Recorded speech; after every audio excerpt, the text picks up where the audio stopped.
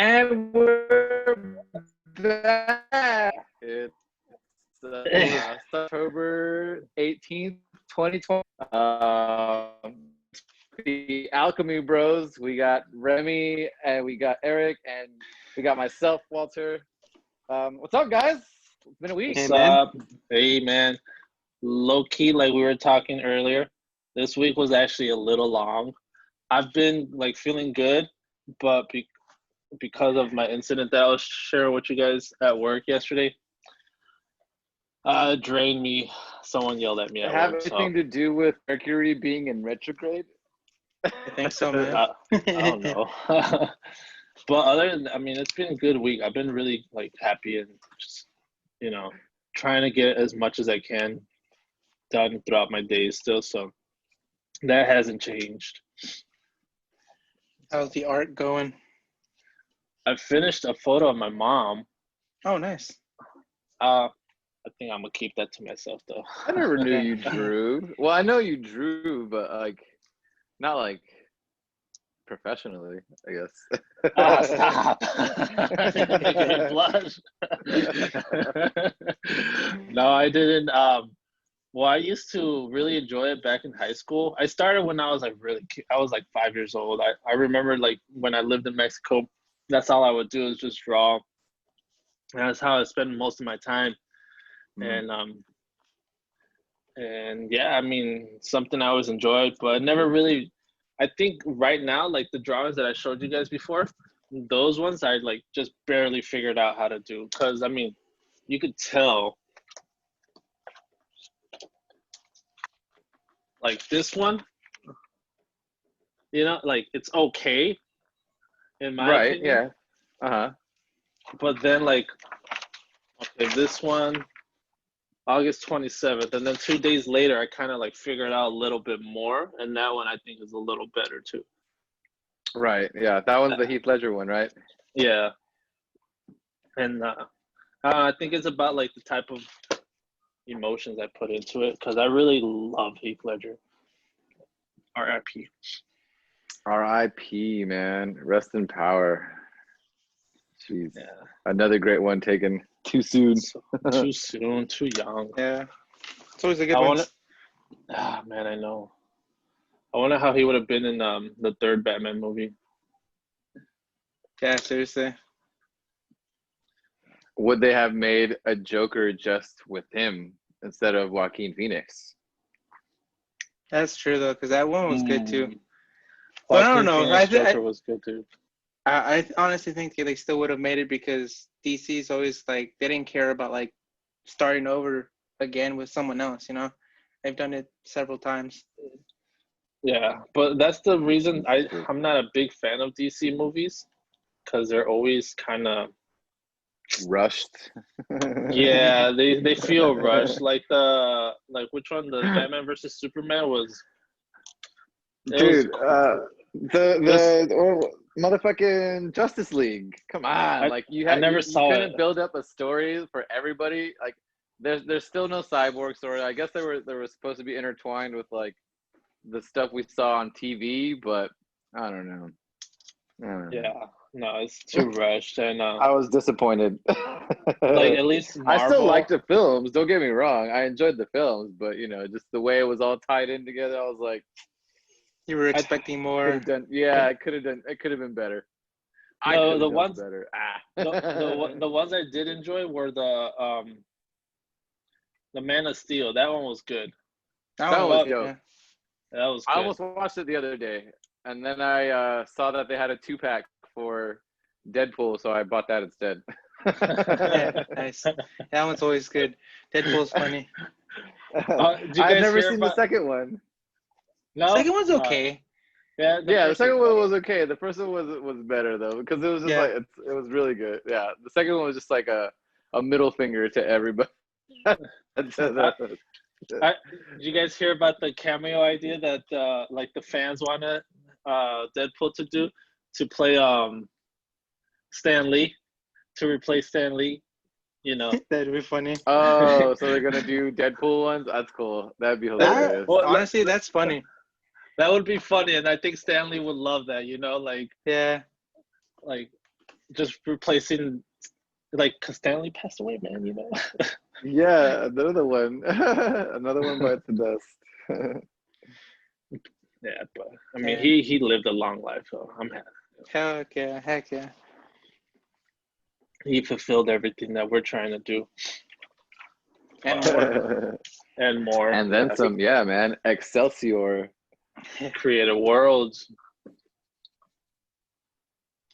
Well, I guess we're creating our worlds too. You create your own reality. I mean, we're all sharing the same reality right now, but you know, we also create our worlds. Yeah. Mm-hmm. That's all I got to say about that. Beautiful. That was beautiful. That's Forrest Gump, and that's all I got to say about that. Seriously, that's all I man. Like, about Vietnam. Honestly, like I've been having those moments where I'm just like, yeah, like I don't know what else to say, and I'm just like, yeah, that's all I got to say. So cool. Like, peace. So all I got to say about Vietnam. I wasn't in another life, man. Let's see. And so our topic today, though, intuition. Intuition, yeah. Intuition, man. That's a doozy for me. I'm still having trouble. I don't know about you guys. That's like I get it, but I don't get it, you know? Like I have to, you have to be aware. It's being aware. Like, from what I understood, it's being aware without the thought process, without the judgmental process happening up here, you know? And it's where like you come to a conclusion where it's just like, like an aha moment, you know? Not a take on me moment, but like an aha, you know? Yeah. Or it could be the take on me moment, you know, that'd be cool too. But I understand the definition of it. I don't understand how to like really put it into practice. What's the definition of it? Let me pull it up because I have it right here. It is, yeah, because I'm the ability to understand something immediately without the need for conscious reasoning. Exactly what you stated, basically. Yeah. Okay. All right. I accept this. I accept defeat to the. How would I describe it though? With intuition. What did I say to you the other day? Like having like a gut feeling. Like, have you ever had like a gut feeling? And like the only thing I could think of. The only thing I could think of is I mean, I mentioned it in the last podcast. When I was just like talking to my family and they're like, you gotta come to Mexico, and like my mind was just on it. Like I could not focus on work, and I was like, man, you know, like there's a big opportunity there. Like I couldn't see it at the moment, but when I was on the road with my cousin and his girlfriend driving to Mexico, I understood everything. Honestly, by you telling me about the story about last podcast, it kind of reminded me of what you said. You remember how you were saying that you wanted a lie and give you like a bad excuse, and instead you had that gut feeling, and you're like, you know, forget it, fuck it, I'm doing the right. I'm gonna tell her what's really going on. That right there is intuition. Like you already had that feeling, like, you know what, I'm not gonna lie, I'm just gonna say this. Yeah, because and then. It would have made me feel bad, and I didn't want to feel bad going on vacation on a lie, you know. Yeah. Like I wouldn't have enjoyed it. Yeah. But honestly, that was like saying, like right there was your intuition, like it kicked in, and you're like, you know what, it's better off saying the truth instead of a lie. That's just that gut feeling that you already knew, like it's better doing this than that. I guess it's like that Jiminy Cricket conscience. That tiny voice in your head that tells you, is like, maybe you shouldn't do that. You know. but you know, we're tempted. You know, I heard this thing the other day, and it was like, we're tempted, but we are not compelled. You know, as long as you're like, we're gonna have all these temptations, but you know, our intuition is gonna tell us better. You know, better not put your hand on fire. You know, something like that. So I guess it's like, like that's a second voice of reasoning then. In a way, so. Yeah. like almost like a divine wisdom, you know? Yeah, I like those posts. Like I like how we came up with our topic, and on Instagram we just started seeing stuff on intuition. Yeah, that was pretty crazy. Serendipitous. Yeah, that was fucking awesome. I loved it. That was like, beautiful. Boom, boom, boom, boom.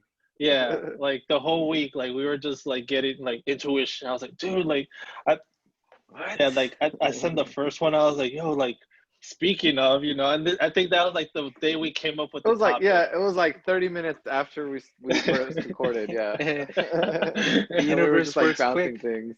Yeah, it does. I mean, but yeah, that one that I sent, that one was really quite like this. I'm gonna read it to you guys again. Intuition. Great power comes to those who are willing to listen to the whisper of their spirit instead of the shouts of the world. Those who follow the guidance provided by their intuition walk through doorways of abundance, peace, positivity, and compassion. Learn to listen and, most importantly, trust your intuition. Okay. So beautiful. Yeah, I mean, it's like the second voice of reasoning, or just that little conscious thing, I guess, like you shouldn't eat that donut. Could you relate that? I don't know, maybe I'm going down a different way, but could you relate that to like ESP too, maybe? I don't know what that is. Extrasensory, what is it? ESP, like telepathy, like you can read and telekinesis, and being able to like foresee, like psychic abilities, and being able to foresee the future. I guess intuition would be like that, no? I don't know. I think so. It touches the same realm, I would say. It comes from the same area probably in the mind, because it's kind of like already like knowing that, hey, don't do that kind of like situation, kind of going. Yeah, that's kind of what I read.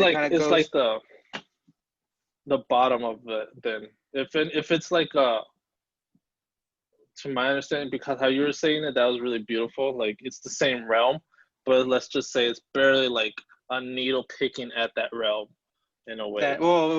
In a way, it's coming in the mind, so it's like somewhere in the brain. You know, I was just looking at a photo of the brain and how it has actual nerves going into your teeth, and by those you could actually like you're able to like know what you're eating and knowing what it is, and it even said like you can even like control the elements around you with like the stuff that you eat.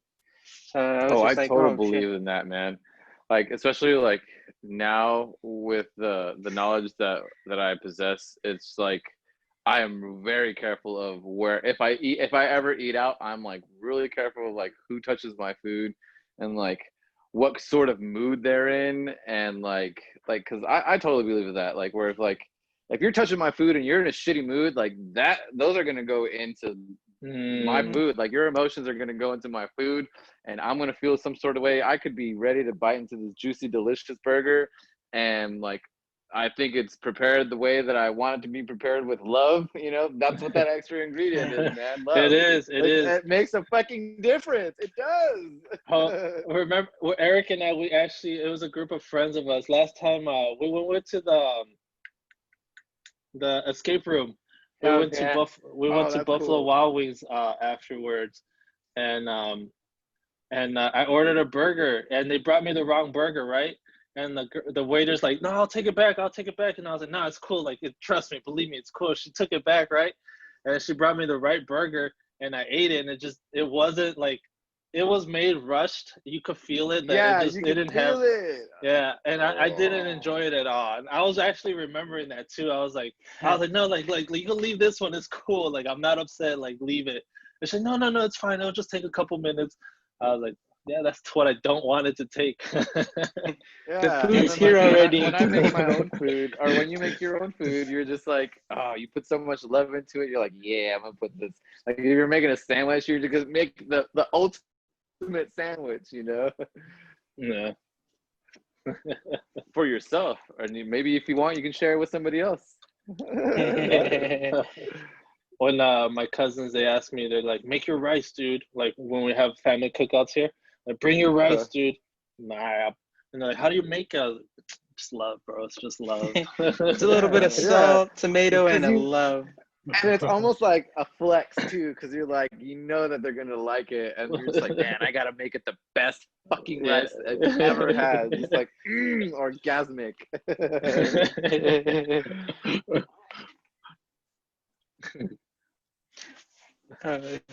So there's one thing that kind of I found on intuition. It was saying that some psychologists believe that intuition relies on power of a pattern matching.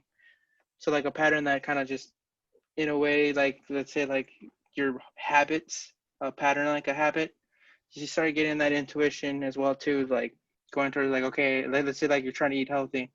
You see that donut, you don't want it. You're like, no, I've been doing real good. Like, I'm not touching it. And I feel like that's what intuition is kind of like kicking in and be like, yo, don't do it. Yeah. I'm saving yourself from yourself. I think, yeah, I got that from like, because I've been doing the no drinking thing, and oh yeah, by the way, it's 6 months no drinking for me, guys.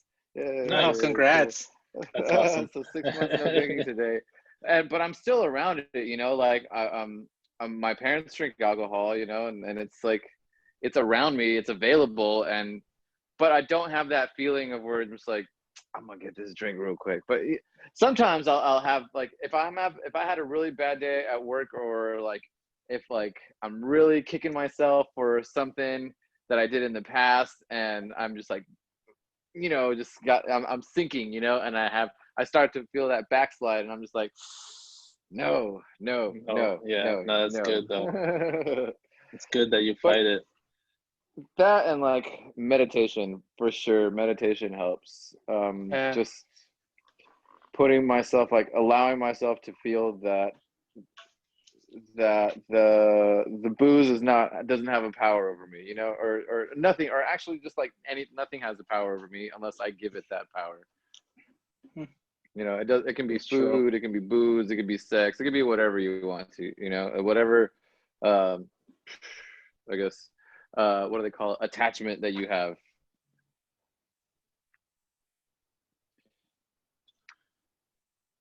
For me, I guess it was.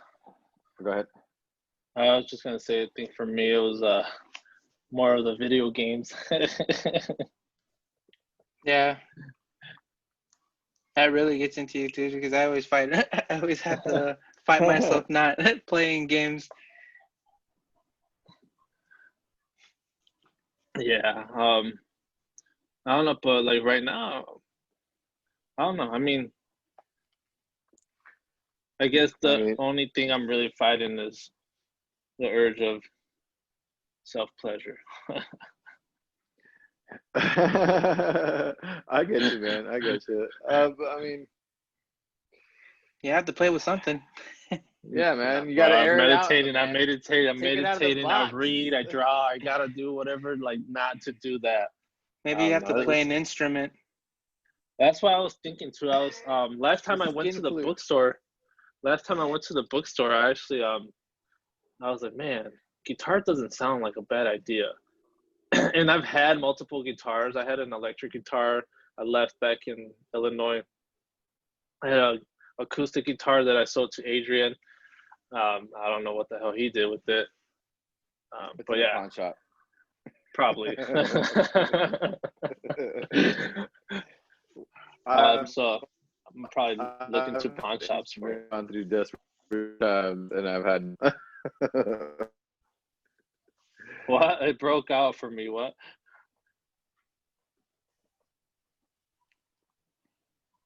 It broke out. Walter? Oh no, I was saying that after the pawn shop thing, that we've all owned instruments, or at least I've owned instruments, and I went through some tough times where I had to sell them.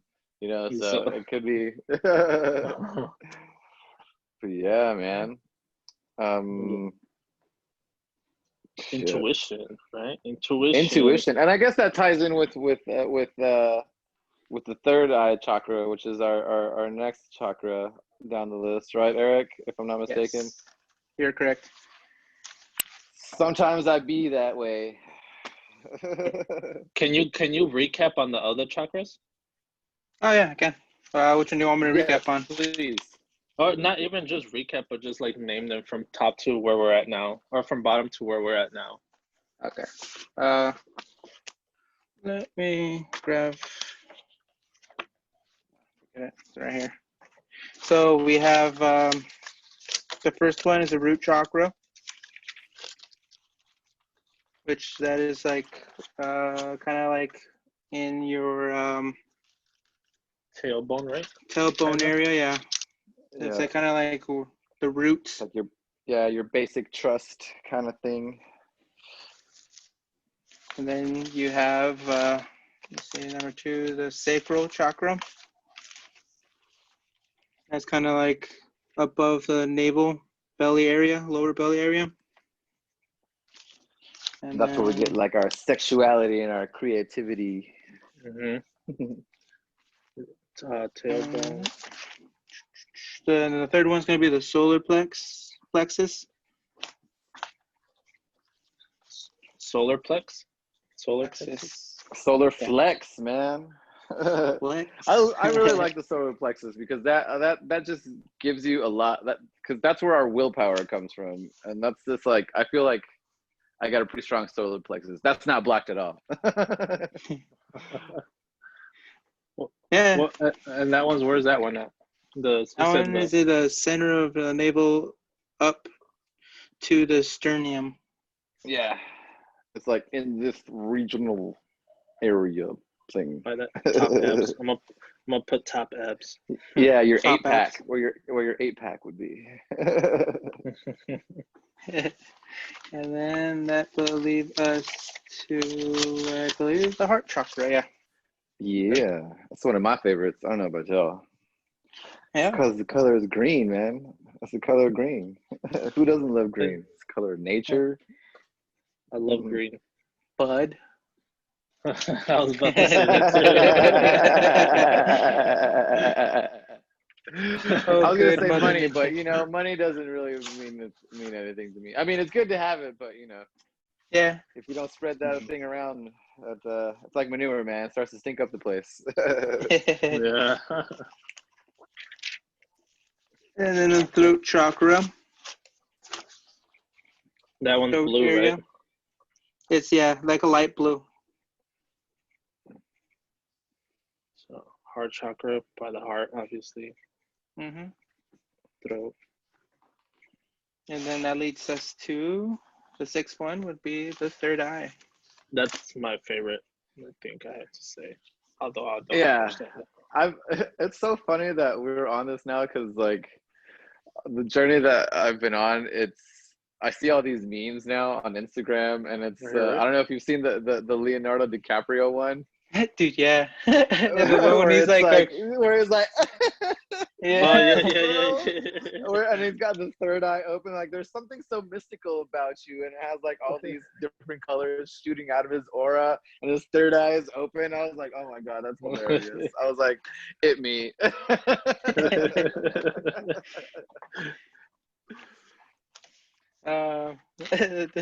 I've seen that one a couple of times. That shit makes me laugh all the time. Every time, man. Every time. And every time I see it, I'm just gonna send it to you guys. Fuck it. Do it. So let me get on with this.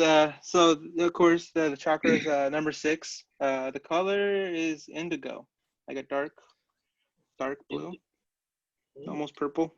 Yeah, I like that color too. Mm-hmm. And the element for this one is light. And the mantra sound would be Yeah, like Om. OM. Oh, okay. Om. Yeah. OM, so many different ways. Yeah. There's different Zen Buddhists, not really Buddhists, but like different regions that they took up the same practice and made it their own. I was just like looking up a video, and they were kind of going through all like the chakras and their sounds and different sounds, and they're like Chinese, Japanese, Hinduism. It's just crazy how how it spread around the world. Mm-hmm. I think I read somewhere that the Aztecs had it too, or they had some similar stuff. I gotta find that though. I may be wrong. And let's see, the correspondence verb is IC. What was that? Whenever it's kind of something like when you meditate, kind of like let's say if you're trying to work on your third eye, you tell yourself, like I see the truth, I see that I am love, I see that everything's going. Oh, okay. Kind of like, I see. Dot, dot, dot. Yeah, because I think when it's like, isn't it when it's imbalance, like you don't have really a good sense of direction, but like not like you don't know where you're going, but like you don't know where your life is going, I guess. Or you're putting too much thought. Yeah. You feel I had that. I remember I told my mom one time, this was when I was still living back at home with them, and I was just very like bummed out one day, and she's like, "What's wrong?" I was like, "Mom, like I used to be so creative. Like what the hell happened to me? Like I was like, I can't even draw anymore. I can't even do anything." And she's like, "Yeah, you had that lack of clarity." She's like, "Yeah, I know. I've noticed too that you haven't like written anything or you haven't drawn, and you used to just spend hours in your room just drawing." And I was like, "Yeah, I don't know, Mom. Like I don't know what I'm doing, And then she said, "Don't worry, it'll come to you." And I was like, "Yeah, I hope so." This was like 2 years ago, 3 years ago, maybe. I hated that feeling. Yeah, I know. Yeah. Hey, look at us. Look at us. Look at us.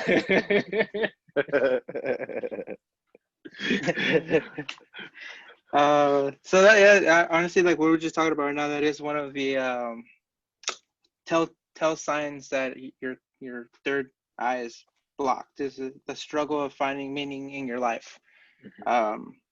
Then there's disconnection from intuition, feeling lost, blindness, blurry vision, frustration, nightmares, headaches, and eye strains. Man, so that's what's been happening the last couple of nights with me. I feel like I've been waking up, especially like today. Like I woke up at like 5:30 in the morning, and I wasn't able to go back to bed until like 8 o'clock, and I had to be at work at 11. So I was just like, damn. So I was like frustrated with myself because I couldn't go back to sleep, and then like frustrated at the thoughts that were coming to mind with all the karma that I built up for myself in the past, and then just I don't know, kicking myself for like, and just beating myself for no fucking reason. I don't know. Yeah. Maybe my intuition and my ESP was super high, and I was just super sensitive. I don't know. Or you weren't high enough. There you go. Smoke it if you got it. This message is brought to you by weed. Just do it.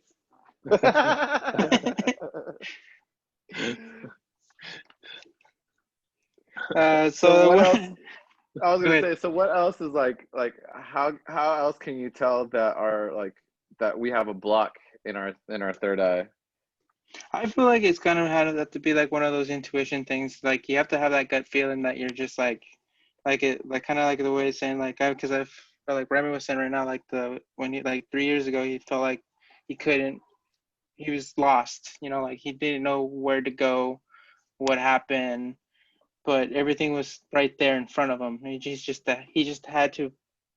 You forgot you had sauce, man. You got lost in your own sauce.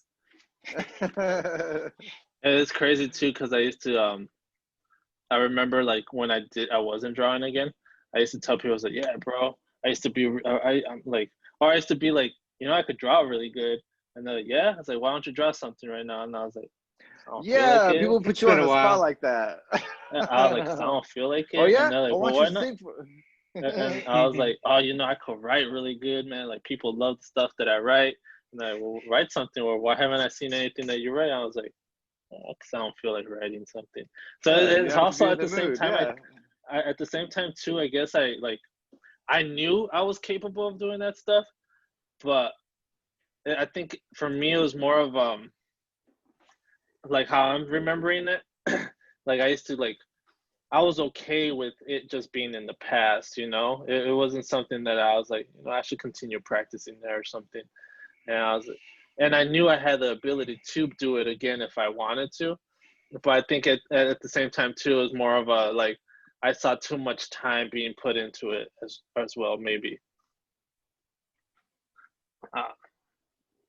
Yeah, and that, and like I feel like I get where you're coming from, and also like I've had that happen to me, and I think I just put too much thought into it. Like that was just like when you think so much about it and you put your whole mind into it and you just fuck it up, you know?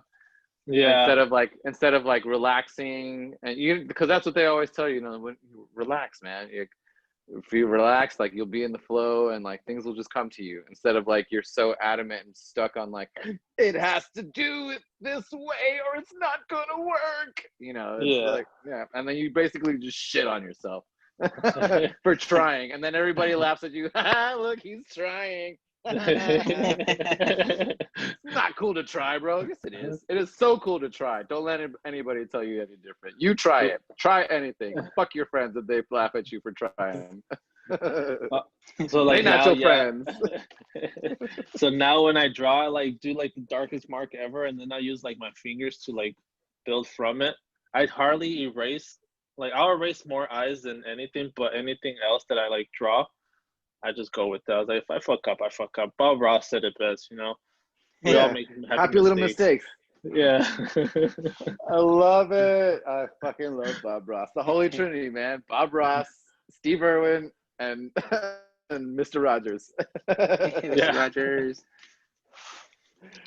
R.I.P. Seriously. I still haven't seen that movie yet. Me either. With Tom Hanks? I haven't either. Yeah, I hear it's good, but I'm not ready to cry just yet. Whatever. I cried today watching I was watching what is that show? The Haunting of Bly Manor, and there was like a part where like somebody's mom dies, and I was like bro, I'm really close to my mom, man. I'm super close to my mom. I'm a mama's boy. Fuck you. What? And what?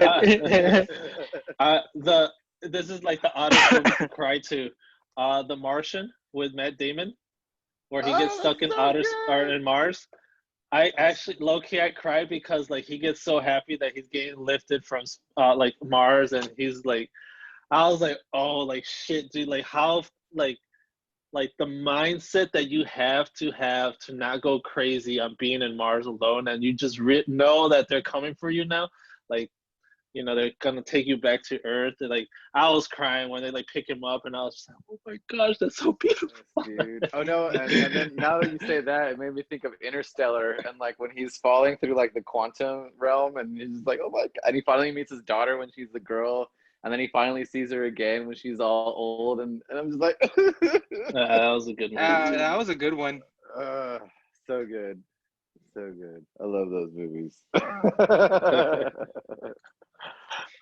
So I read somewhere else that like if you get like headaches or like eye issues, maybe that's why like I have to wear glasses. Is that because my third eye is blocked? I don't know. What do you think?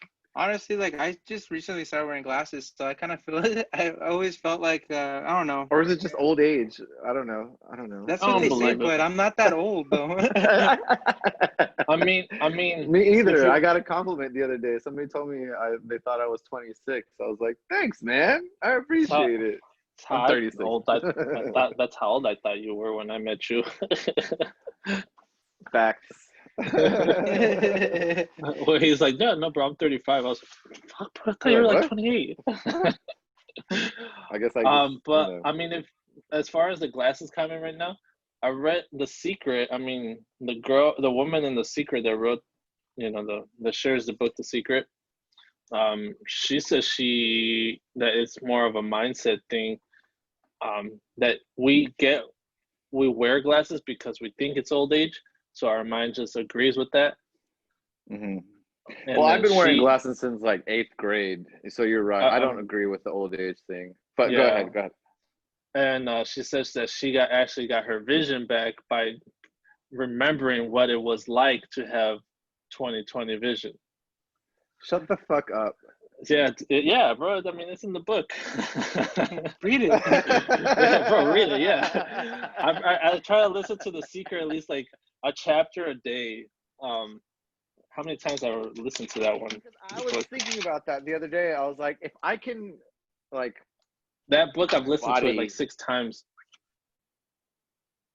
This thing, or I can mold my body. I can definitely like shape my eyes, like do eye exercises, like they used to show you back in the day in elementary school. Like, oh, you got to do, or when you go to the eye doctor and they tell you to do these exercises, you're supposed to do them every day. And I don't know, or it could just First be time I'm hearing about too. it. Really? Oh well, you guys are freaking young as hell. I forgot. Like I'm a dinosaur to y'all. To y'all. Well, where we still had like well, they had like, well, it was mostly just like you look up, you look down, you look left, you look right, and then you like start making your eyes go in like circles, and you go the other direction, but you just like you're stretching your eye muscles.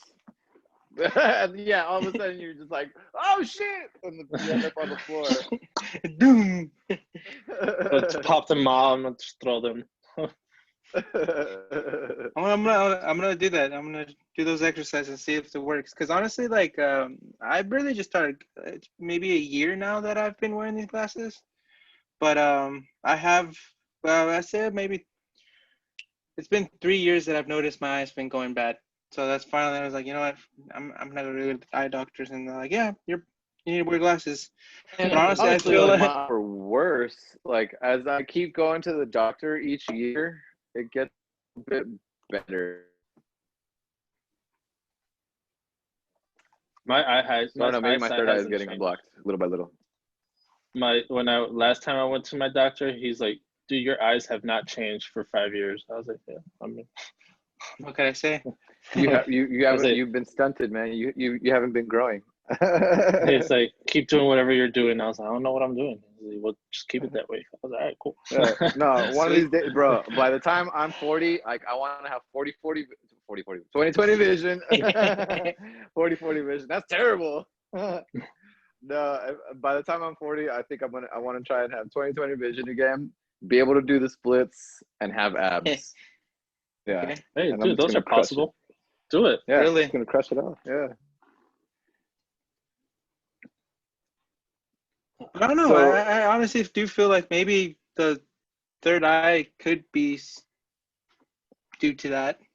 I was actually going to ask. Sorry. No. Could it be linked with seizures? Because I used to get seizures. I don't know. I guess like maybe high blood pressure or like I don't know.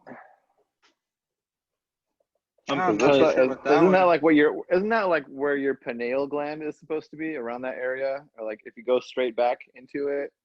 Yeah. Let's see if I can find that diaphragm. Because I mean, I used to get seizures, and then my mom used to get really mad at me when I didn't take my medication. But I was like, Mom, I don't need it. You know, like I don't know what's going on.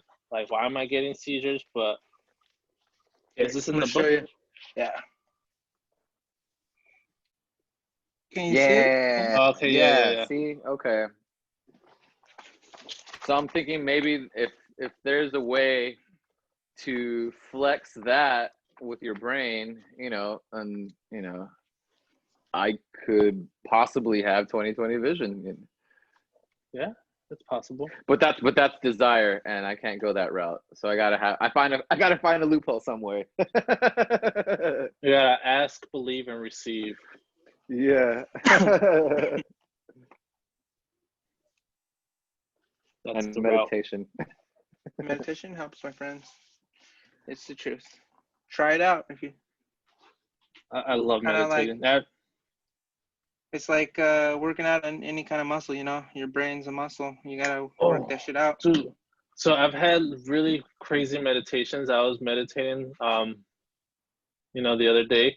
And I was like sitting with my eyes closed, and in my whatever I was meditating, someone kicked me. Right? They jumped up and they like kicked me, and I like dodged it, and I felt my whole body move. I don't know, it was weird. Like, and I know I wasn't sleeping because I could like hear my surroundings too. Mm-hmm. And also there was another time where, or like a couple times where I noticed where I was meditating. I was laying on the floor in this one, and my arms just would go up by themselves. I wouldn't do it; it'd just go up by itself. I was like, "What the hell?" It was kind of cool, and I was really like, I feel like I was really just deep in my mind, but it was weird at the same time, but it was cool. Be careful though with that sometimes. The Buddha said, who is your greatest friend? The mind. Who is your greatest enemy? The mind. So careful, buddy. I don't think it was anything bad. I was just because one of them I was in Mexico. Could be letting some of that bad juju in. Because I feel that way. My arms going like that. Well, yeah, because I feel that way sometimes. Like where like I'll be meditating and like something will come over me, and I'm just like, and then I'll snap out of my meditation. And it's just like, that come from me or somebody else, and it's not. And it's not like I come over. It's not like I come back with like a murderous rage or anything like that. It's just like, like I have this like the jolt of just like, the fuck. Yeah. Where like, after like it was that, a timeless moment.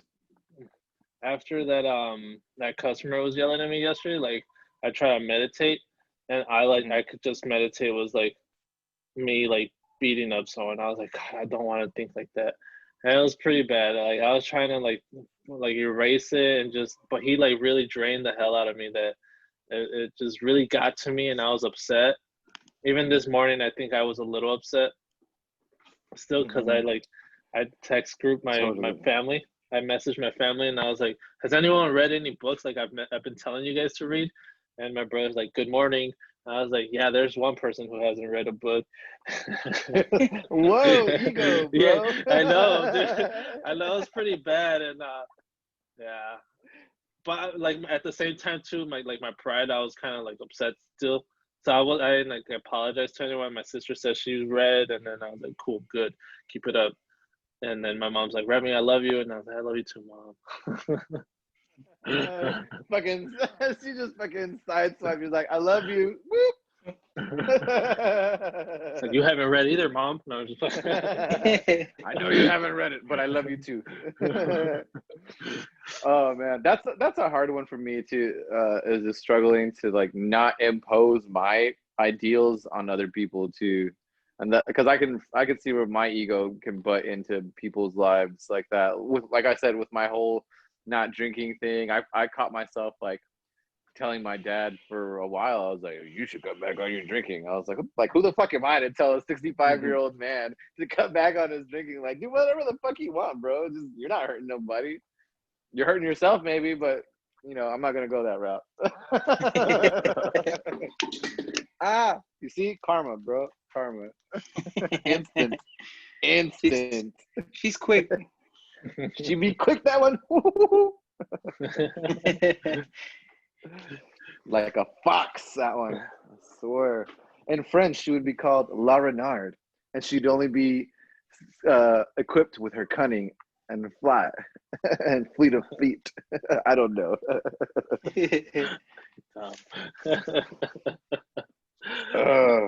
What was I say? So how can we? Oh, go ahead. I was gonna kind of go back on the third eye. So I guess I don't know what you're gonna ask, but I was gonna ask how can we like practice it more? Because if our topic's intuition is tied to the third eye. There's a few little things here that they kind of mention in the book that I've been reading. It's like a little exercise. What's the book that you're reading? It's called The Wheel of Life. You're reading that one now. Okay. I'm reading book. I'm in between 3 books. I'm the same way right now too. I'm reading between this one, the one that we picked up, The Power of Habit, and The Master of Love. I kind of let that one in my room lately. Been taking this book and been reading this in the mornings. The Power of Habit. Yeah. Wheel of Life. So this one, it says yogic eye exercise. So this is an exercise for strengthening and centering the physical eyes. Also good for eye stems, vision improvement. Hey, there you go. I still haven't gotten to this page. And general fatigue for doing a lot of paperwork or heavy reading, which we've been that makes doing. sense. Yeah, and we do, and then in this day and age, we stare at a lot of screens. Like, I don't know about you guys, but I'm looking at my phone like for when the plane's coming in, like what time it's got to go out. Like, I have to send in reports through my phone. Yeah. Yeah, And that's not including like like for entertainment either. That's not entertainment wise either. Like, I get home, like sometimes I'll turn the TV on and then I'm just like, but it's a habit too. Like I'll come home and I'll just turn it on. Like, I'm not even gonna watch that hoe. Like, what am I doing? I'm the same way. I mean, I'm always staring at my computer for work, and then after, I'm either like on my laptop for like editing videos, editing the podcast, just looking up like more videos on how to like improve and like books and all that. But I always bring this one up. I remember there was one time I was playing video games, and then like during the loading screen, I like look at my phone and I just like, looking at it, so many times. and I play video games, Yeah, and just like loading screen. I'm looking at my phone, and it just felt so like congested in my head that I like didn't know what was going on. That I started like slapping my head around because like it just felt like my head was just on fire. It felt like it didn't feel great. It wasn't a good feeling. And I was just like, oh fuck, and I turned off everything. I was like, fuck this. Like that's too much. Like too much screens at one time is not. But yeah. So pretty much it's basically just saying to meditate in a very dark room, close your eyes, and then start, centering yourself. And as soon as you are felt centered and relaxed, open your eyes slowly, and then slowly look upwards and towards the sky without moving your head, and then trance a straight line downwards, gazing a low as your vision can reach, still without moving your head. Repeat upwards and then downwards again, and return your eyes to the center and close them, returning to the darkness. And it's kind of similar to what Walter was just saying with the eye exercising. Mm-hmm. But this one is actually saying to do it in a dark room. And that's one exercise. that's and cool. then they have another one called the color meditation, which is a simple visualization for healing and cleansing the chakras, with the ability for the inner eye to create to perceive colors. So beginning meditation pose, perform perfectly straight, seated around the center of your energy. And so it says you can just draw into the colors that pop in your head pretty much, and then focus on those. Because sometimes, I don't know, sometimes I do have like different colors. Sometimes I get orange, red, sometimes I get white. I honestly always wondered what that was. Yeah, they say that when the colors, those are the colors that are, when you see those colors, that those are the ones that are imbalanced or that you need to be working on.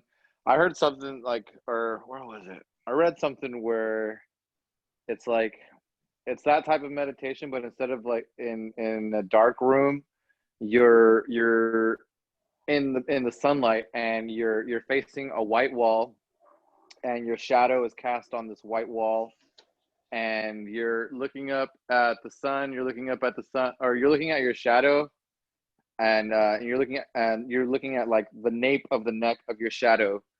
And after you're done with that, like you close your eyes, and whatever color that your shadow is supposed to be like your aura at the moment, and or there's a block somewhere that you need to unblock. I can't remember which it was, but yeah, I forget the name of that type of meditation, but they say that it only works. It doesn't really work for people who are like severely depressed, or it works best for people who are severely depressed because they need your body needs to be in the sun. You need to be out in the sunlight, get that vitamin D. And they say people who are depressed, it's good for them to get out of the house and get into nature, or just for anyone in general. I think they just get back in touch with nature. But yeah, that's a cool little trick that I read about. I haven't tried it myself, but be fun to try it. I don't know about you guys. I would, yeah. I haven't ever tried meditating outside before. Me either. Well, I did one time in the forest where I go for my walks. Mm-hmm. I did that one time. That was fun. Then someone tapped me and they're like, "You good?" I was like, "Great." You just fucked up my meditation, dude. But yeah, I'm good. Like, Thanks for asking. You just totally fucked my morning mantra, bruh. I'm doing great, man. I'm just here thinking. What am I supposed to do with the rest of my day? It bothered me, but I was like, no, I'm just thinking. They're like, oh, okay, cool, man. Just making sure. I was like, yeah, I'm good. Thank you. And they just kept on walking. Those are fucking dicks. No, I'm just You should have been like, sit down. Are you okay? Oh, but I guess so. The intuition part of this, because we're getting to the second part of our chapter book. How can like intuition? How does this play a role in our lives? Like, because I mean, like we're all surrounded. Like for example, yeah, we were just talking about the phones and everything. Like that's the loud screaming that the world's throwing at us. How can we better ourselves on listening to the little voice in our head, to our intuition? Plain and simple. Well, we've been saying it throughout the whole episodes we have here in this podcast, and just meditate, dude. Like the more you meditate, the more you get inside yourself. Like that's where the intuition is in you. Just as anything else, love is in you. You can't find it outside of yourself, but yourself. That's where it is. That's where it relies. So it's not that how do we get intuition? We already have it. We just got to tap into it. And I believe by that is by meditating, by whenever you get that gut feeling, you listen to it. And the more that you listen to it, the more it gives you advice. Okay.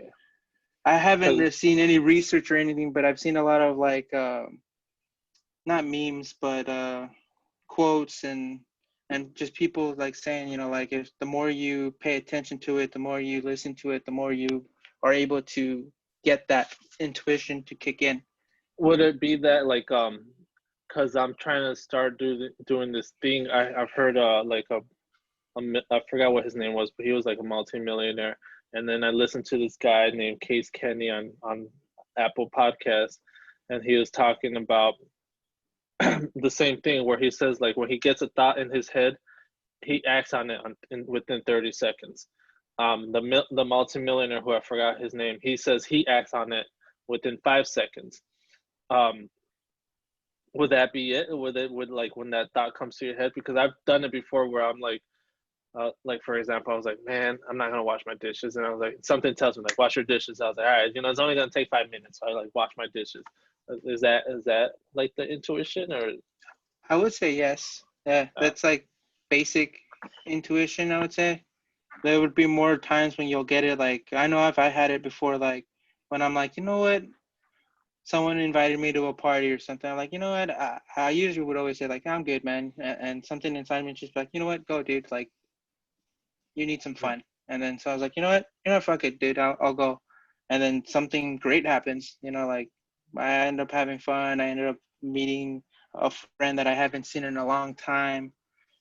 Just whenever you get that gut feeling of something, like either yes or no, you act upon it.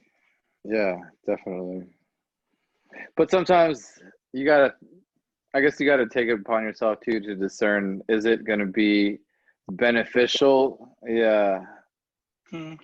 Is it going to be beneficial to not only myself, but like, am I going to grow from this? Or am I going to like, or is this just like, is this just like me jerking myself off? Right. Yeah.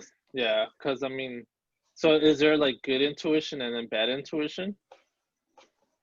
I guess that would be like false ego, no? Or yeah, like, I don't think there is a false intuition, but you could perceive it if it was like kind of like thinking it was, but it really wasn't. Mm-hmm. Kind of like the way like probably like your ego kind of manipulating you, thinking it was it, but it wasn't. But usually when I feel like when you do get it, it's kind of like a cleansed idea. You could already tell it's good. Like it deep down in your bones, you already know it's like, okay, like, oh shit, okay, I should do this. Because I know there's a couple of times when I'm like, I should do this and I don't do it, and later on I was like, fuck, I should have just listened to myself. Yeah. And I feel like that feeling, the more you focus on it, the more you're able to identify it. So I have like a different vibration within energy. Mm-hmm. Okay. That's cool. Yeah, because it's like one right here. There's one right here that I wrote. It says, the more you trust your intuition, the more empowered you're becoming. And then there's another one that I wrote down too. Is like, you know the truth by the way it feels. And the other one too, it says, your first instinct is usually right. True. Write that down. You know the truth. But some truths don't hold fast as much. Like some truths for us are pretty much like set in our, I guess, in our DNA. And I guess agree to disagree. Like when you find somebody that has different, I guess, qualities or what's the word, morals in you, and they think that this is okay, but you think it's like the most dastardly thing that anybody could ever possibly do. But in their mind, it's just like, it's whatever, I guess, I don't know. That's kind of hard. Where would you place that? Give me a an example of like what you're talking about. I don't know. I guess sex before marriage. Yeah, okay. Sex before marriage. Let's play with that one. That one's super easy because I was gonna say abortion, but I'm not gonna touch that one. No, that one's a little more harsh. Yeah. I would say, like, you know what? Yeah. Some people have their own way of living because that's the way they were brought up, I would say. Like a religious person, I would say, like, that has more of like, before I have sex, I'm gonna wait until marriage. Okay. I would kind of identify that with kind of religion. I know it really doesn't have to do with religion, but most of the time that I've ever encountered that has been due to religion. I don't know, like I guess it defines on somebody's truth, but in a way, like if that's their intention, and you want to be with that person, you deal with it, Yeah.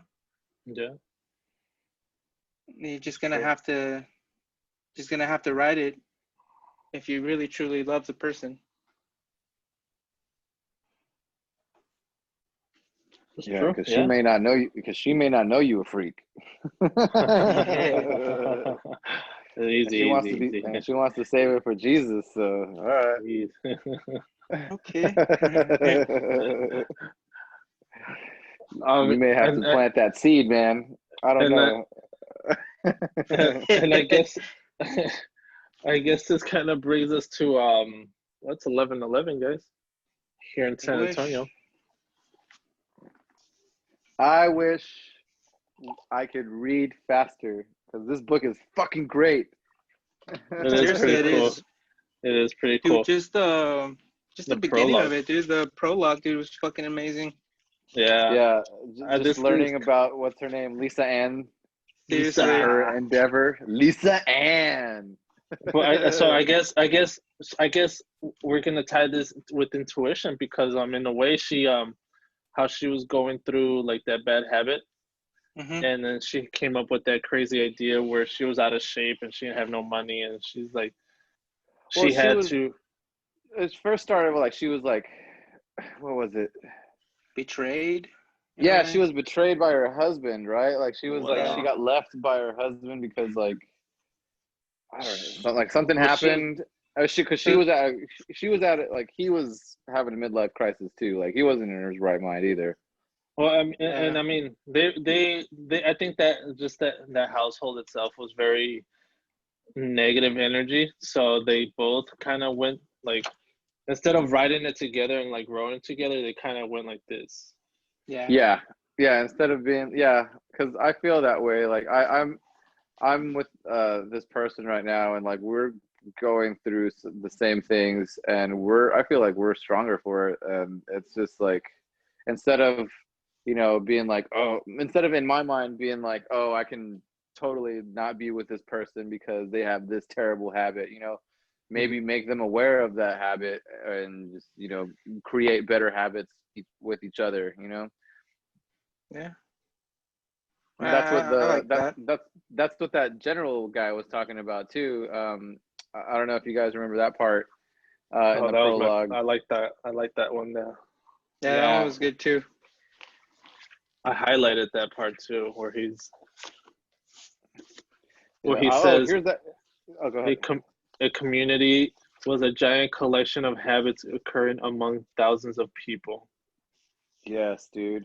And I feel like that happens to us, like especially like in today, we're so like connected with each other through social media, through like all this crap, like that we're just like that is just there to confuse us and distract us from what's really happening.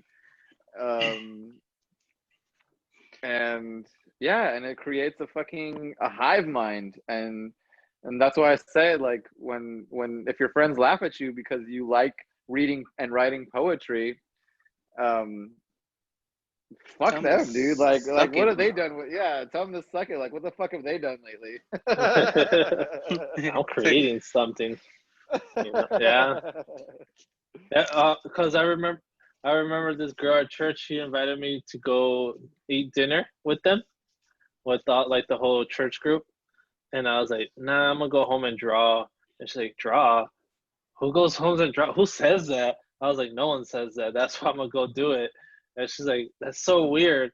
I was like, geez, bro, like, why are you judging me? Like just let me do. Yeah, I was like, geez, just like let me do. Like, I'm gonna go home and draw. You invited me, I declined. Hey, do you want to go out and eat dinner with us? No, I'm gonna go home and draw. What draw? Like, what draw? Who goes home and draws? Like, who says that? Like, no one says that, but that's what I'm gonna go do. And did you say that because like you knew like you were like you wanted to change a certain pattern that you had? Like a habit that you had that you knew that if you knew that you were going to go out, you were going to be there until like the wee hours of the morning. I like saying probably I already knew that, and then I was going to be wasting money that I didn't have also.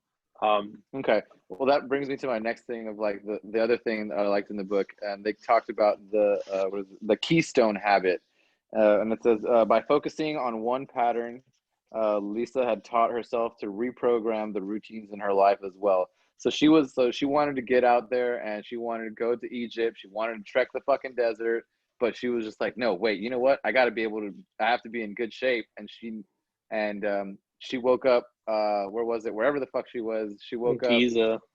Yeah. And she lit a cigarette and she was just like, what the fuck am I doing?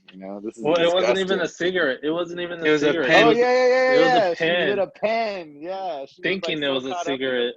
You know, it's funny. Yeah. Something similar to me happened one time. I was at a party. I shouldn't have gone. I was really drunk. And I was lighting my cigarette, and I was like, the fuck, dude? I was lighting the other end where you actually smoke out of. I've done that before when I used to drink and smoke, man. Oh, I was like, what the fuck, too dude? many times. Yeah. I smoked it. The only time I was so fucked up, I smoked it. I didn't give a fuck. And it was when I used to smoke Parliaments, and you can't tell with Parliaments because they have that hollow end at the tip of the filter. So it's like, oh, God damn it. I fucking smoked it anyway. I was disgusting back then. The one time I almost smoked a cigarette. I never smoked a cigarette, but the one time I almost had, it broke between my fingers, and I was like, I'm not smoking ever. It's a sign. I'm not smoking ever. That had to be intuition, you know what? right? I should have taken my first time I got sick from smoking a cigarette. I remember I was like, I must have been like 17 or 18. Like I smoked like half a pack of cigarettes because I was stressed the fuck out. Damn, and bro. like, yeah, dude, I was stressed out. I don't even remember what the fuck I was stressed about. And like, I went to the girl. Yeah, it was probably some teenage bullshit I was going through. But it made me the man I am save today. My game. No, I don't even remember what it was, honestly. Yeah. See, that's how dumb it was, probably.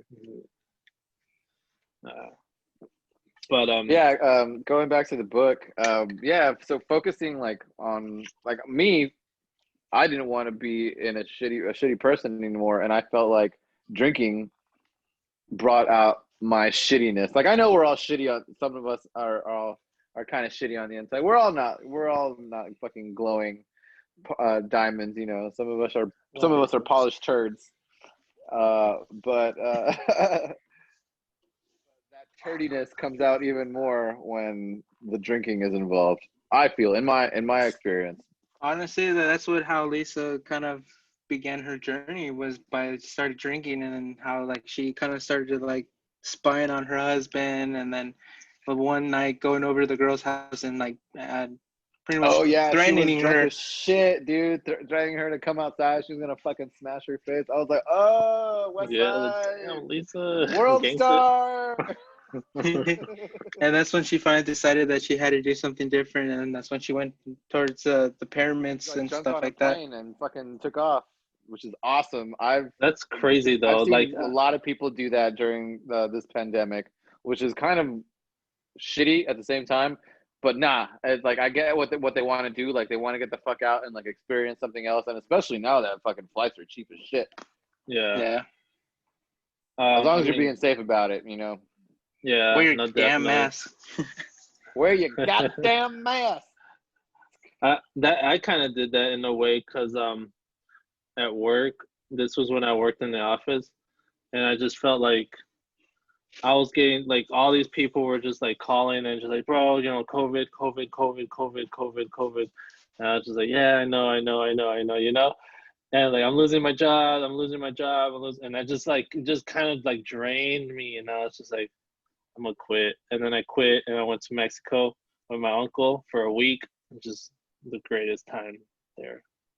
This was you had to decompress and get away from it all. Yeah, and just forget about it. Like, shit, I went to jail. But that taught you something though. Fuck yeah, it did. Yeah, it did. Yeah. It definitely did. You had to go.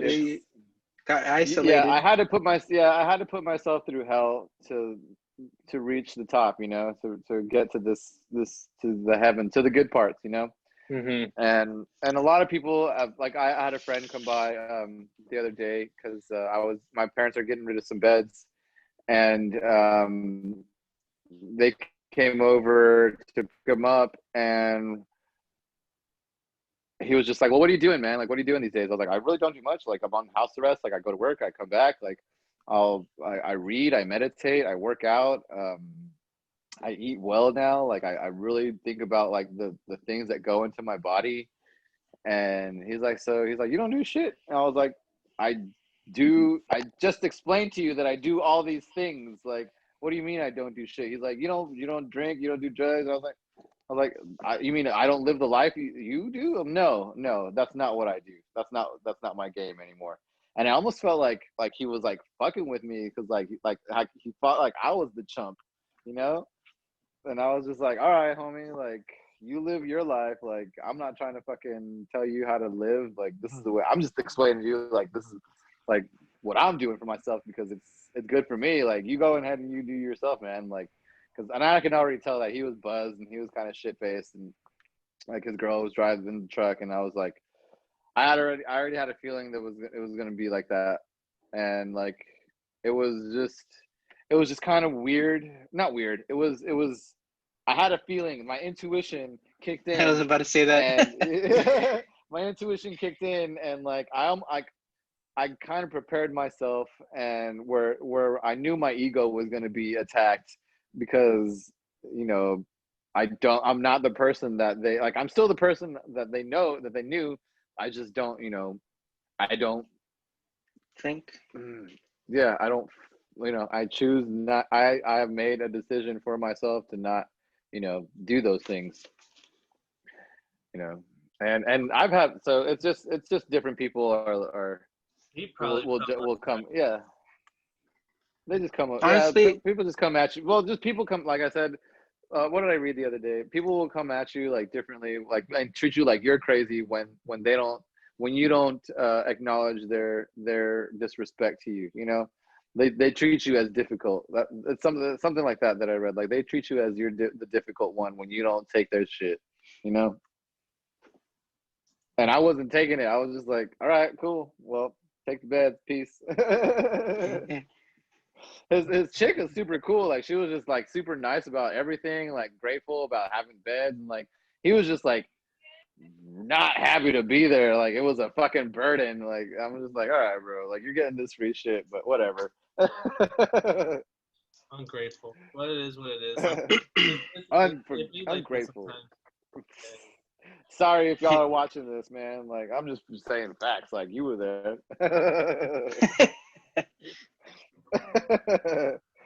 But yeah, what was the other thing I saw? Oh, so the researchers in Duke University found in 2006, 40% of the actions people performed each day weren't actually decisions, but habits. So that's what I think I touched on that the other day or last week, and that really fucking kicked me in the pants. We're like, and it's true. Like I've caught myself like wanting to jerk off sometimes, and I'm just like in the mornings especially, I'm just like, because that was my morning routine. It was like, wake up, rub one out, and we're good. And when I was in a relationship, I'd wake up and I'd want to have sex with my partner. And now I'm just like, I wake up and I meditate, or I go take a shit. Let's be honest. Or I meditate while I'm taking a shit too.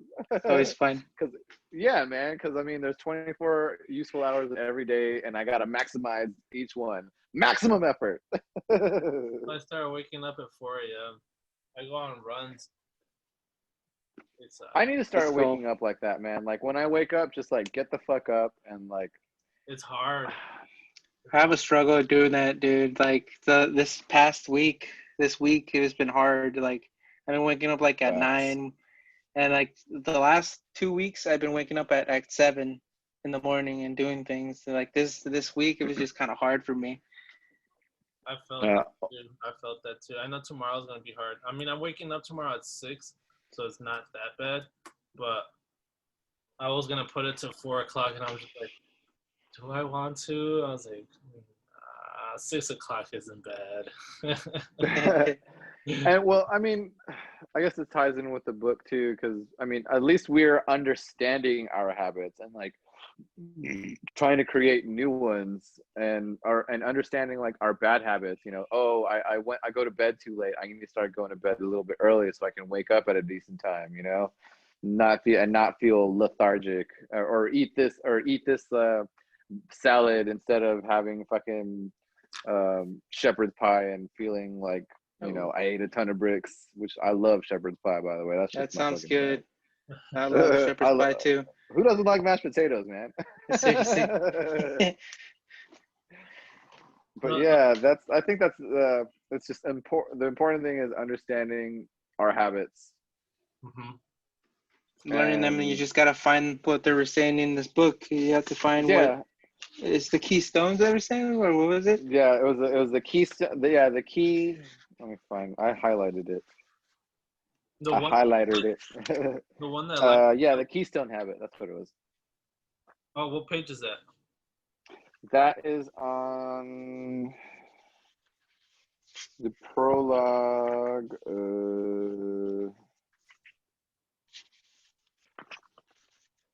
That is on page 14 of the prologue. What numero is that? XV? It's a Roman numeral XIV. Okay, yeah. 14. 14, fool. Come on. What is known as the keystone? I don't know. How to reprogram her daily routine. On page 17. All of our life so far as its definite form is but a mass of habits. Most of the choices we make each day may feel like the products of well-considered decision-making, but they're not. They're habits. And this one's gonna tie in with that too, because on page 17 it says habits, scientists says, emerge because the brain is constantly looking ways to save effort. Yes. You're talking about the rat maze that they went through, that they were doing experiments with the rats.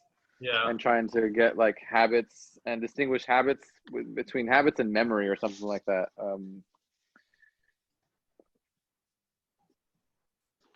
The process in which the brain converts a sequence of actions into automatic routine is known as chunking. That's what I remembered. Chunking?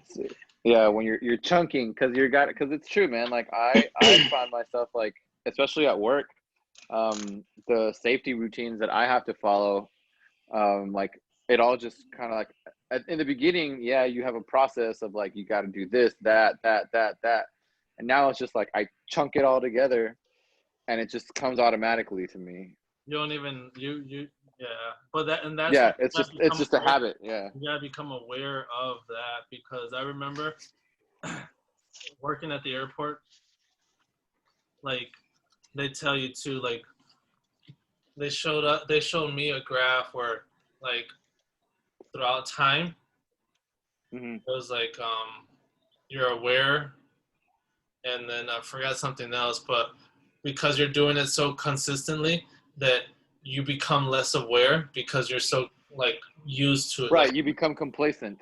Yeah. So I hope this book can show us a little bit more how we can like. I think they did state that they were going to show us how we can control our habits and like be more aware of them.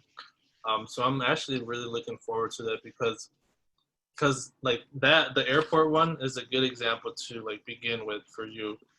Yeah, because I mean, and then like the diagram that they have here would be that I liked was the habit loop, where they introduce the habit loop of you have the cue and then you have the routine that must be done, and then at the very end you have the reward. And so with the rat, they had the click of the door, and so the rat knew that it had to go through this maze, and then it would have to choose either left or right to get to the piece of chocolate.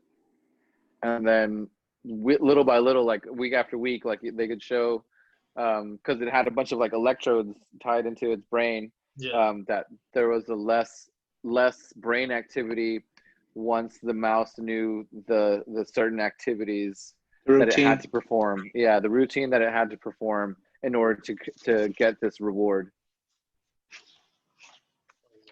Yeah, it's kind of, I like the way how they even like kind of like they gave you the example of driving your first time driving. And it's like everything was like really heightened, and then as soon as you like start driving more often, everything like by like reversing came easy to you now. It's like you could be doing like texting and driving backwards and it's fine, but the first time you ever drove, it was like you had to put all your effort into it. Yeah, now you can multitask. Unless you're high. I did that last week, bro. I just say that because like I was literally like I backed into one of my parents' potted plants. Because I was overconfident. I was just like super confident in my ability. Just like I wasn't even looking. And usually I put my arm and I'm looking over my shoulder to where I'm going, or I'm looking in my mirror. But not today, Captain Dildo. Not today. I was just like, fuck it. I know where I'm going. So that would also tie in too, where you. I know this happens to everyone. This happens to everyone where you're driving, and then like 30 minutes later, you just like snap into your reality. You're like, holy shit! Like, how did I drive all that and I'm here now? You know? Yeah, because That like would be you fun never. to have it too.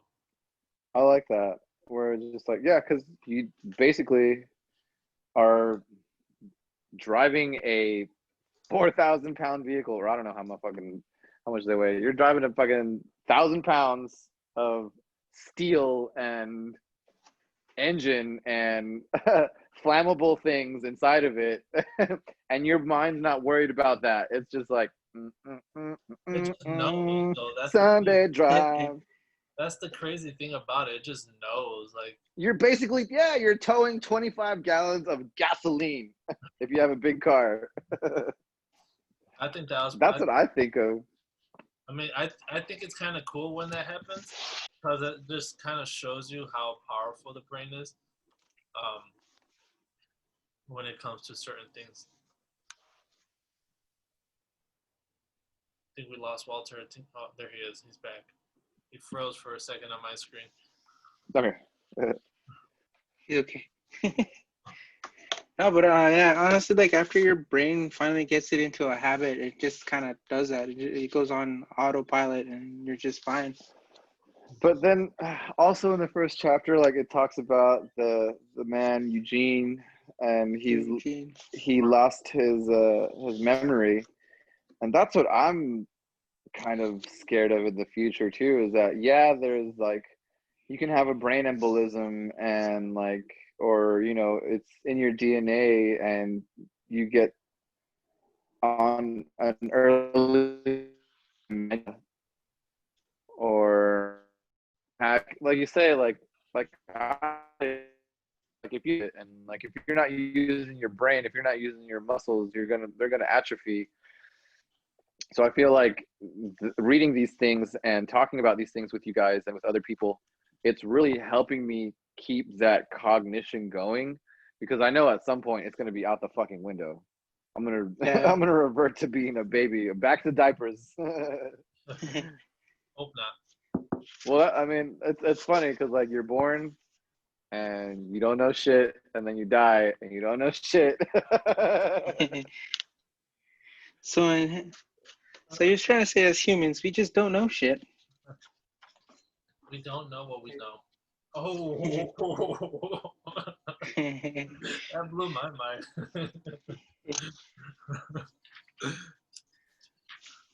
Well, I think Eugene is the guy that lost his memory. His story is kind of interesting because I mean, like he couldn't remember certain things anymore from after his incident, and it's just crazy. But like he still like could walk around the block and knew like where certain things were around the house. Yeah, like he couldn't like. What was the guy like? They asked him like what do you do if you're hungry? He's like, well, I just go grab a jar of nuts. He's like, well, where is the jar of nuts? And he would give the doctor like a blank stare. He's like, I don't know. Fuck, where are the nuts? I don't know. But he would get up and go get that jar of nuts like it was nothing, Yeah. Because he had that routine. Where's that thing where they talked about the basal ganglia, where it's like our basic routines that we are not even aware of, like breathing, walking, fucking digestion, blinking, all the involuntary things that we have. Mm-hmm. And like that they're just barely touching base on, like back in 1993 when this guy had his accident, and we're in 2020, so we're not that's not that far. I mean, yeah, it's we've advanced, but who knows how far. Right, probably like 2 steps. Shit, if that. Well, I mean, even in the future, works. They just pulled out the funds. It's not being studied anymore. For real? Where are you? No, I'm just saying. I'm pretty sure that's what happened. Yeah, or the government picked it up and they're just like, you know what? No, we're gonna use this for our military and fuck some shit up with psychic people, or what's that movie? The guys who stare at men, goats. The men who stare at goats. Yeah, that's a true story, bro. I haven't watched that movie yet. Cloud bursting. That movie's I'm good. gonna start doing that. I'm gonna start doing that. Just staring at clouds, like, and there it comes. Yeah, that's cool. But yeah, going back to Eugene and this poor old man, like, and his wife is just struggling because like he wakes up in the morning and he makes breakfast like 4 or 5 times. He doesn't even know that he's eaten. Like he's just like doing it out of pure habit. Like, and then like Pobrecito, like he's eating like shit and he's getting older and she's getting worried about him and he's getting like she sits him in front of the TV and he's just like gets like what's the word that you sedentary. So he's just like sitting there like a fucking bump on a log, and he's so used to just watching these shows and everything is so new to him because he doesn't remember if it's a fucking rerun or not. So he's just sitting there in the couch wasting away, you know, like I say, his muscles are atrophying and he's forgetting to eat, or when he does eat, all he eats is eggs and bacon because that's all he remembers how to make. And so like she's getting worried because like his habits, like like he doesn't have that what were they were doing a bunch of tests with him and trying to create or figure out like how he's doing these things, if it's memory or if it's or if he knows that if it's memory or if it's a habit. Well, even he himself said it was a habit without him knowing that it was a habit. Yeah, that he doesn't even know. Because he's doing that experiment where he's like flipping the blocks, and the block has the word correct written on it. So that was right. Cool. And the doctor's like, "How are you doing this?" He's like, "I don't know. It's just a habit." So that was pretty cool.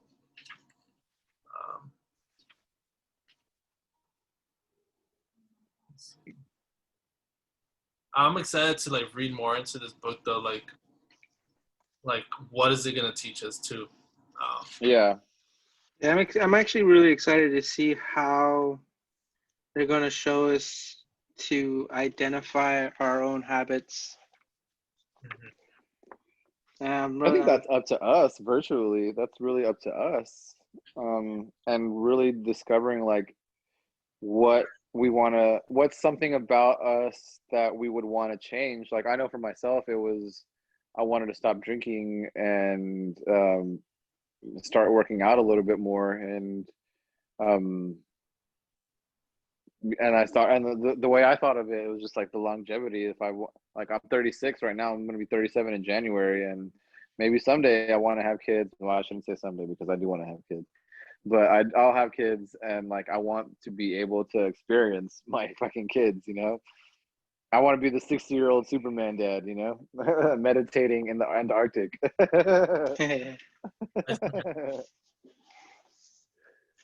So that's where I think that's where my habit forming started, was that I wanted to be better than I was, or yeah, because I already know, or be as good as I know that I can be, you know.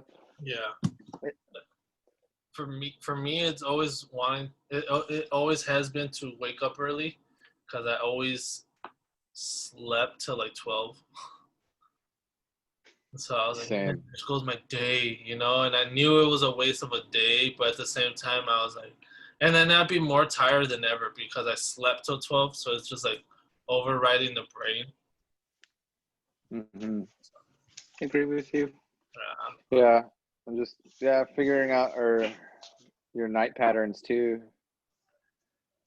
Just paying attention to like your nighttime patterns, and I gotta write those down because. What do you do? Yeah, and I'm just like paying attention to what you do when you wake up. Like, what do you do? Like, you get up, you go pee, you start thinking about whatever. Right when I wake up, I go straight to the mirror, I talk to myself, and then I brush my teeth, then I go pee, and then I'll make my bed, and put some clothes on, and then get ready, go outside, run. Get home around 5 and then drink a shake, and then go to the gym. Badass. But that took a lot of discipline to like actually create that strict schedule. Yeah, or just even like creating a time for it, you know, like telling yourself, okay, today at 4 o'clock, I'm going to stretch and do 400 push-ups. I don't know. I don't know. Just do some Shaolin training.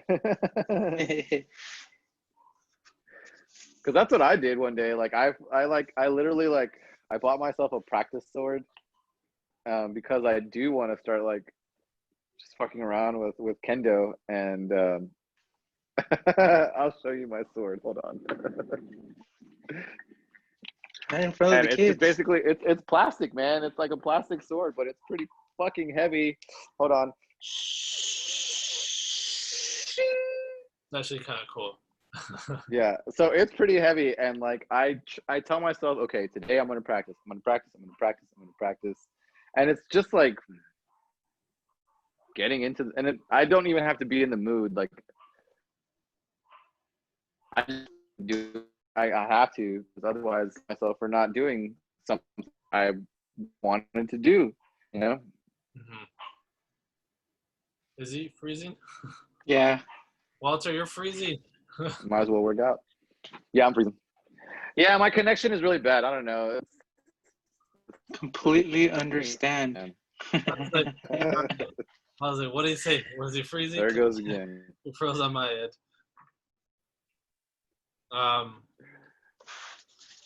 Yeah, I mean, it's hard though. I mean, but creating habits, do we create them? Like, we don't create them, right? We do, in a way. I would say so, because it's kind of like something we've been doing for the longest. Like instance, like you were saying earlier, like at 12, you would wake up at 12 all the time. That's that. I do the same shit too. Like I've been always getting up like at 11, and then getting ready to work, and that's it. And feeling like I have not done anything. Yeah. And it's one of the reasons why I've been wanting to get up at 7, and then at 4 in the morning, so I can start doing more stuff. Oh, bro, Trying to create that habit is not easy, but the habit is already that you've been sleeping late and then waking up late. And that's when you have to try to create a new habit, which you already have. And that's what I'm trying to get myself to, is to get up early so you can do more. You know what I did? I started doing? I put my phone used to be by my bed, but I put it away from me, like on the other side of the room, so that I need to get up and walk towards it. I have to do that again, because honestly, I stopped doing that. I have the same thing already set up, but I always put it like right next to me. Mm-hmm. And having it next to you, but at the same time, it's good. Just if for me, it would be just to look at the time, but then at the same time, it's bad because you have that urge of like. Yeah, I'm trying to stop doing that, where it's like the moment I wake up, I look at my phone and I'm like, I noticed that I was automatically like on Instagram and like looking up shit, or even just like waking up, going to the bathroom, and then getting my phone and looking up shit, and I'm just like, what the fuck? Like, why am I doing like? And I put my screen timer on, like how much screen time I'm doing and I noticed it was going up, and I was like, what the fuck? So I caught myself in that, and I'm trying to control the habit of like when I wake up in the mornings to not automatically look at my phone, whether it be for the time or whatever it is. If I'm gonna look at the time, I gotta watch. That's a good thing too, and they're so simple too. Like I recently bought one too, and I'm like relearning how to read it. Yeah, that was an experience, a re-experience for me. It was just like, okay, this is the little hand is the second. Oh look, it's now 2 o'clock. All right, cool, we got it, we're good.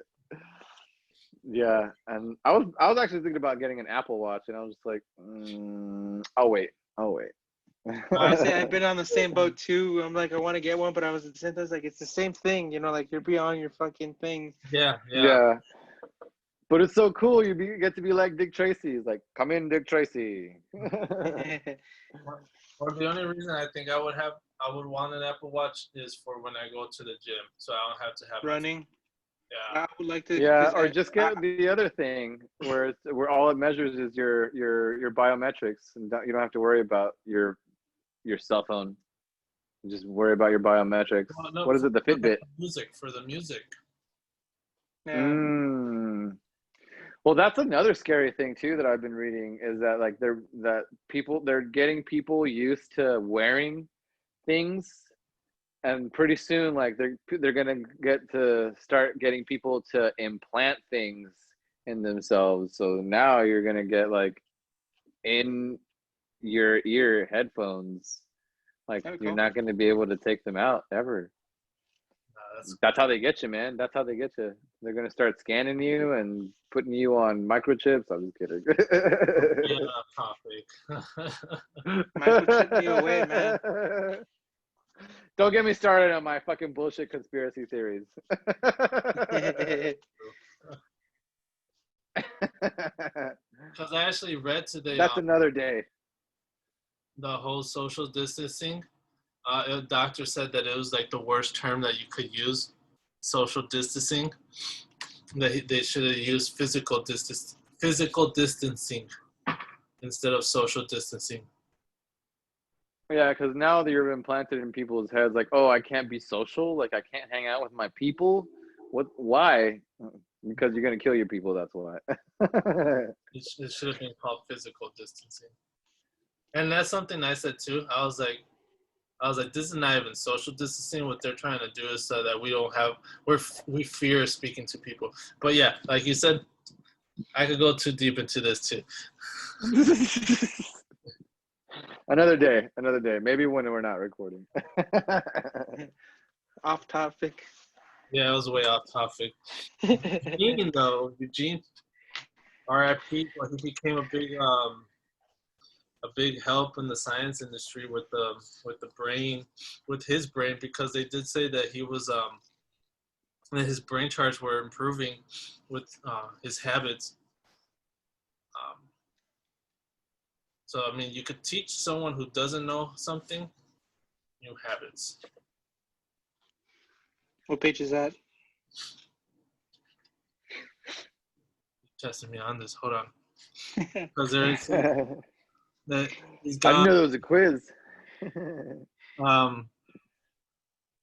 Well, they not the you could teach someone that doesn't know anything new things, but after his death, he was celebrated by researchers. The images of his brain studies in hundreds of labs and medical schools. So I mean, that right there, I kind of just figured that in a way, like, yeah, they didn't show his brain charts, which I was hoping they would, like they did with the rats. That'd been cool. I thought that was really sweet of what his wife said at the end. Is like, yeah, he always wanted to do something important with his life, and he contributed this research to science without even knowing. Yep. Yeah, he did it without even knowing, because that's fucking crazy, man.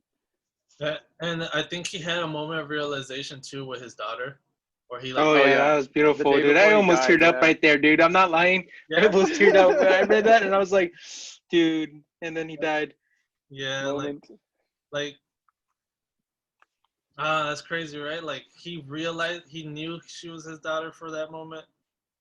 Well, I mean, he knew he was his daughter, but he knew like how lucky he was to have her. Like he knew he was in a situation that he couldn't control, and that she was there with him.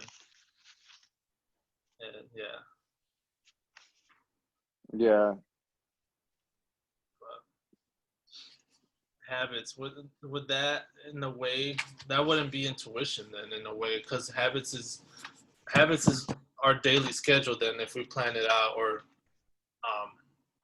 well, I mean, they mentioned the donuts. Yeah, I guess it'll be intuitive. Yeah, because if you're being intuitive throughout your day, you're not even thinking about what's happening, you're just doing. Yeah, because I'm on that page right now. And there's one thing right here that I really like, that I highlighted, and it says, however simple, understanding how habits work, learn the structure of the habit loop, make them easier to control. Once you break a habit into a component, you can fiddle with the gear. That's fucking honestly, that's pretty badass. Cause kind of like, I don't know, in a way, it's already telling you how to control your habits and change them. Mm-hmm. It's just by paying attention to them and then just putting in the gears you want to put in. Yeah, putting in that effort. There's the book. Hold on, I want to pull it up really quick. The one that I read, The Mastery of Self, I think was the one. Next book. Yeah, The Mastery of Self by Don Miguel Ruiz. He talks about something similar, where he says we're so tied up with everything that we do, like in the pattern, that we put on the same shoe before we put on the other opposite shoe, and when we put on our shirts as well, it's always in the same formation. For me, it'd be like underwear, undershirt, socks, pants, shirt. And he says next time try to do it differently. That way you're aware of you're breaking that. He says habit, but in this group right now, it would be the habit. He says, for example, put on your right shoe, and if you put on your left shoe first, put on your right shoe first, and then or brush your teeth with your opposite hand, just so that you're aware of the now and not just being a robot in the present. In the Matrix. In the Matrix. That's pretty cool. I think I'm gonna brush my teeth now with my opposite hand. I've never done that before. I've always tried to do that, and because I don't know, I've just always thought of creating a balance through everything. Like if I use my right hand a lot more, I'm gonna use my left hand a little bit more this time, or if it should be like that. If I take this certain route to work, I'm gonna choose a different one this week and go that way. Whether I do that. Or just little things like that. And then also it also keeps your mind like guessing. It keeps your brain fresh. Mm-hmm. Your mind fucking yourself. Yeah, I'm mind fucking you right now. I'm thinking I might switch up my. Better be wearing a condom. Oh, because you got a dirty mind. I see what you did. I see what you did. I'm switching my running route because I run. It's like a road here, and then it turns left, and then it goes up this hill, and then just kind of loops back to my neighborhood. Mm-hmm. So I'm thinking about one day just switching it over. Maybe each day, maybe I'll going downhill instead of uphill. Yeah. Or run backwards too. That was one thing that I was really adamant about when I was a runner. Is I would run backwards, and people would look at me like I was a fucking weirdo. But you're using muscles that you don't use on the daily when you're running backwards. Like, yeah, you're using the same muscles, but you're using them in a different way. Mm-hmm. That's true. Trying to think of something similar, but not coming to me. Very true. Instead of putting the P in the V, you put the P in the B. The B. I had to. That was where I was going. They're like I said, special somewhere. But make sure they're that special, that someone, because it's not for everybody.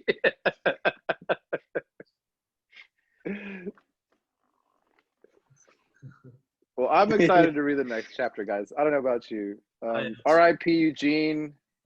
Thank you for giving us your wisdom. The insight. Yeah, your total insight that you didn't even know, but he knew. Eugene. And what was that other guy that they were talking about? H.W. Where is it? Henry something. Yeah, where he had a brain. I remember learning about him. I think I remember learning about him when I took a psychology class. And yeah, because there was one thing that I've highlighted that I kind of thought was cool was when he remembers getting crowns from his teacher, but doesn't remember the teacher's face. That was the scientist. Yeah, but he was talking about the HM guy, Henry something. His name was Robert Paulson. Oh yeah, he did. It was Eugene. Oh, not Eugene Squire. Henry Mollison. Yeah. Mollison. But I remember hearing about him. And then I think I also learned about Baby Albert. I don't know if you guys heard about Baby Albert. Never. No, what's that? You guys don't know about Baby Albert? No. I know Big Albert. Is it a joke? I'm not gonna laugh if it's a joke. No, Baby Albert was a science experiment. It was a baby, and scientists. This was back in the day, okay? So like, chill. But scientists fucked this kid up.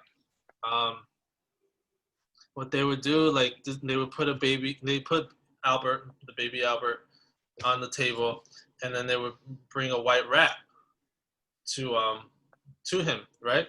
And each time he would pet the rat, they would get cymbals and just like, clap them together, and then it would scare baby Albert.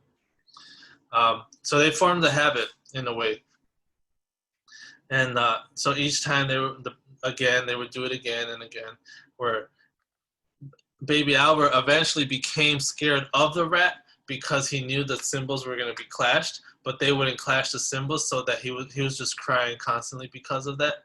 But then he also became scared of the color white because of mouse was white. Yeah. That's crazy. It's like a deep-seated issue. Wow. Yeah, and it's pretty, you guys look more into it. It's pretty fucked up, but at the same time, science was really new back then, so they learned a lot, but at what cost did it? It's pretty big cost. But yeah, they don't know who the baby was. Some people think they do know who he was, and he committed suicide. But yeah, and that would fuck you up, like, mentally growing up, like. And that's what's that part in the book? Hold on page 26, when it says it's not hard to find an analog in the human world, and then it starts talking about how, like, fast food, it makes sense when the kids are starving and you're driving home after a long day to stop just this once at a McDonald's or a Burger King, and the meals are inexpensive, it tastes so good, and after all, one dose of processed meat, salty fries, and sugary soda possesses a relatively small health risk, right? It's not like you do it all the time. But then, like, they say that, well, once you start eating out like once a month, well, then it becomes a habit, and then that once a month becomes like once a week, and then it's like every fucking day, and then until they say, what is it? The foods at some chains are specifically engineered to deliver immediate rewards. The fries, for instance, are designed to begin disintegrating the moment they hit your tongue in order to deliver a hit of salt and grease as fast as possible, causing your pleasure centers to light up your brain and to lock in that pattern. So that pattern is locked in, and you're just like, you're tightening that habit loop. Like it says, you're tightening that loop of like, oh man, this fucking fry and this burger tastes so good, but I should probably eat a salad. I haven't had fast food in a minute, so I went to a restaurant last week with my brother. I wouldn't consider that fast food though, because it was a restaurant. But is it because they took too long? but yeah, I haven't gone to like McDonald's or like Subway or anywhere like that. I think about it, but I don't. Yeah, it's funny because they did this study in what did they say? In Texas. They did that study in North Texas.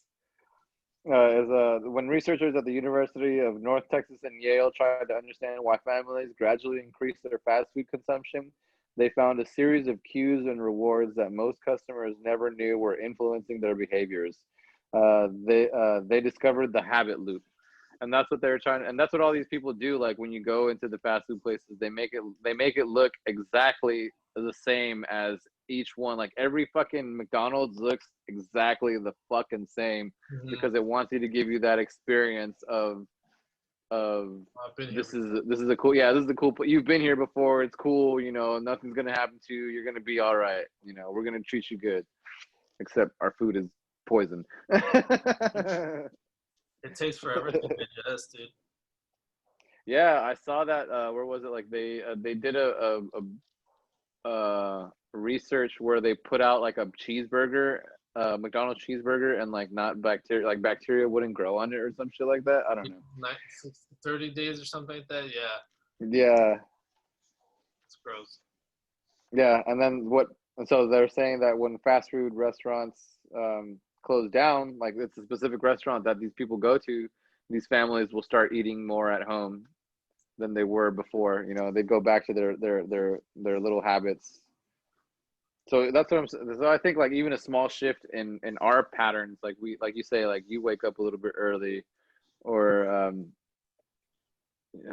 me wanting to, I don't know, start reading a little bit more, or say Eric wants to meditate more, just tweaking that little bit and just wanting it, you know, like I said, I don't, like I told you guys before, that effort equals happiness, you know. The more effort you put into something, the happier you'll be into whatever that effort is. Be it, hey, I didn't eat that fucking cookie today, or, you know, I didn't chew out that person, or, you know, whatever it is. I'm excited though. Chapter 2. See what it brings next week. Yep. Chapter dose. Yeah, I can keep talking about this fucking book, man. It's great. I love it. Have you guys read into it? Because I just read chapter 1. That was it. Yeah, no, I just read the prologue in the first chapter because I was just like, oh, because I know myself, man. If I start reading in too much, I'm gonna want to talk about it, and that's not gonna be fun for anyone. Especially towards yourself. Spoiler alert. Chapter 2. Well, yeah, guys. Chapter 2 is next week, and we'll come up with our topic. What is it? Chapter 2, the craving brain. How to create new habits. Oh, yum. We're just asking about that too. So we're gonna find a way to like tie our topic to the chapter in a way, because I think this one tied up really well with intuition, and intuition tied up amazingly with the third eye. So yeah, all 3 topics tied in together really great. Bangers all day long. That's all we do, homie. Just knock out the bangers. I had fun. Banger and mash. Woo! This one was a lot of fun. I had a good time. I was a little afraid. Like, I'm not gonna, but now that it's over, I'm glad we did it. You know, it's not so bad. You know, and that was another thing that I read too. Is like, you know, that we've talked about, that we always hype it up in our heads, and we always make it out to be the worst possible scenario ever. What is it? Murphy's Law. Anything that can happen will happen. Fucking Murphy. But I think that concludes today's topic and podcast and everything. Well, okay. That's good. Stay safe, everybody. Wear your fucking mask. And don't be an asshole. Stay beautiful, people.